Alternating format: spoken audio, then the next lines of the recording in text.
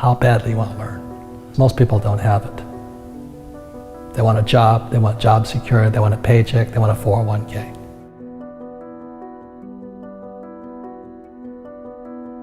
You've got to be so much smarter.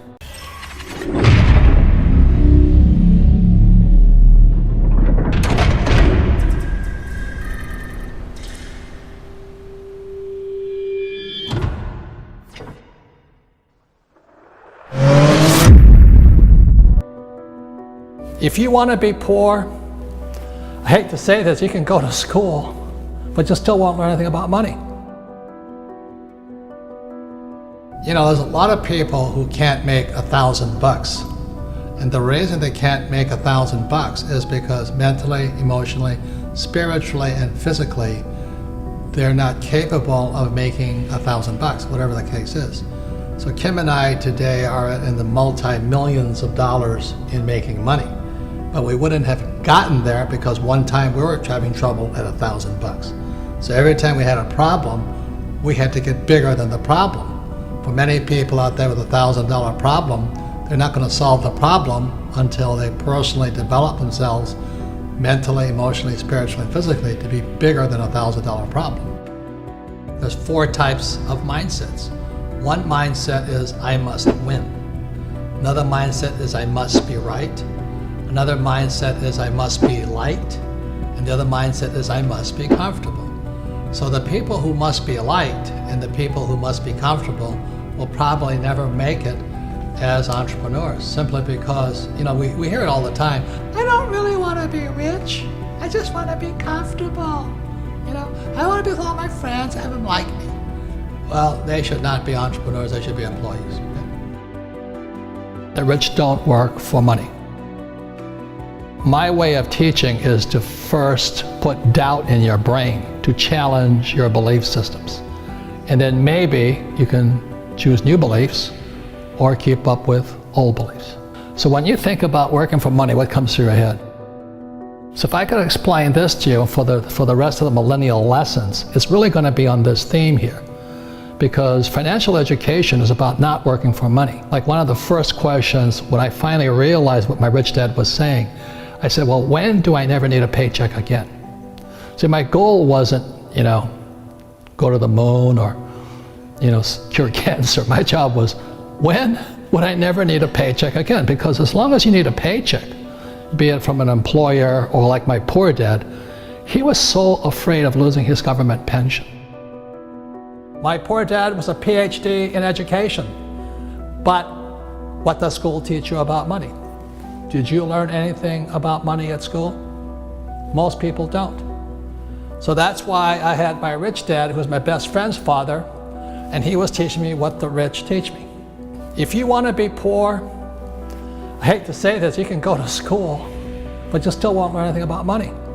And education is more important today, but what do you learn about money? Most kids now going to school, they're coming out of school deeply in debt with student loans, still not learning anything about money. Look at the middle class. You know, they may have high-paying jobs, but the jobs are going away. One of the most important things you have in your life is time. It's one of your greatest assets, or it's your liability. And being, you know, I just turned 70, and I have friends who have nothing. I mean, they have zero. Now they've made a lot of money, but they have nothing here. They have nice houses, nice cars, you know what I mean? And being young is great, except it can be a liability to you. Because when you're young, you're just having a lot of fun and life's exciting, you know, it's new. But the thing is so many people spend their time focusing here. They want to make a lot of money. And I can hear it in their words. I want a career. This is career. Okay? Or I'm going to start my own business. And this is the chart here, which we've seen. This is the cash flow quadrant, book number 2. E is employee. S is small business, self-employed, or a specialist like a doctor, lawyer, web designer. B is big business, 500 employees or more. And I is professional investor. The big mistake I see young people make is they focus here. And the words are, I want to do what I love. That's the track. You see, in real life, sometimes you have to do what you hate. Like, people think I like to write books. I hate writing books. But it fills my purpose in life. It's not my passion, my purpose in life. Because my purpose was to get here. I had to learn what I didn't want to learn. I sometimes had to do what I hated.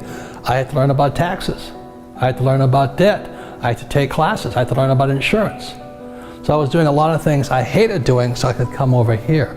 These guys never do this because they live their passion. I want my passion.